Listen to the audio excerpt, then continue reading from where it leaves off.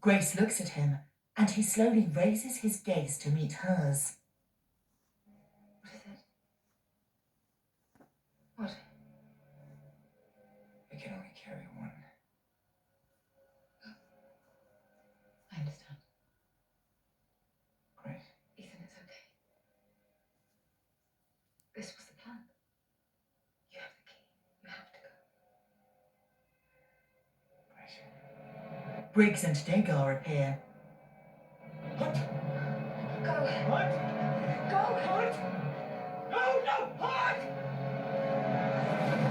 Out of the way, out of the way!